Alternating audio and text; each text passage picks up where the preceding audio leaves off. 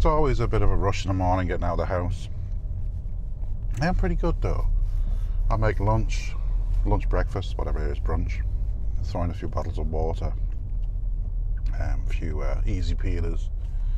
I probably have 4, 5 or even 6 easy peelers a day. It's my little vitamin C burst. I don't know how I got into it, but the smoothie thing, But easy peelers, well, they're easy to peel, and that's always good.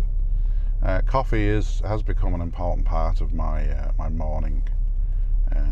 Maybe the odd one in the afternoon, but just mainly the morning. And I'd have a cup of coffee now as soon as I get up. And I'd also then make the travel mug, so that'd be like the equivalent of 2 cups of coffee in a travel mug. And I get that prepared and rushing out the door, load up the backpack, and take the coffee as well. So this morning, I've forgotten the travel mug. Oh, it's made. Oh, there's coffee in it at the moment, which is probably now slowly getting cooler and cooler. And I'm sure by this evening when I get home, it'll be a cup of coffee. And I didn't realise I'd forgotten it. I had a lot on the mind coming out of the house. I had to go to Parcel Motel. Just get myself organised really. And, this time of the morning it can be a little bit trickier than other times of the day. So now I'm thinking, where am I going to get the caffeine from? I'm certainly not addicted to caffeine, and for most of my adult life, I probably didn't have more than 1 cup of coffee a day. And then I suppose hours changed in work, different jobs I've had. It took its toll a little bit, having to get up early and then working late. And there's no doubt about it that caffeine can help. It's not a wonder drug by any means. It has got some medicinal properties that are quite interesting.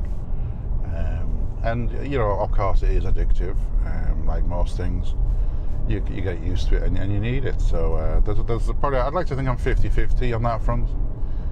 It definitely kick-starts me in the morning, and then there is probably a 50% of it I'm becoming addicted to it. But I'm happy to say very rarely have it in the evening time, very rarely. I'd probably have it like this time of day up until maybe 10 o'clock. And then after lunch, I'm of an age now, I feel like having a nap after lunch, which is not unusual, I think. And it helps then just push through to the final push of the afternoon when I can leave at 4 o'clock and go home. So I know many people who really have way more coffee than I, but also really enjoy it. Let's not remove that from the equation. You only need to look at Starbucks and the prices people will pay, and the queues, and how it becomes a part of somebody's day above and beyond just a caffeine hit. And I like that. I appreciate it. It's very human. It's a very human way to be, and I would never take that away from people. But of course they are addicted, and part of the pleasure is just satisfying that addiction. But I don't mind that. It's a human thing. It's all good.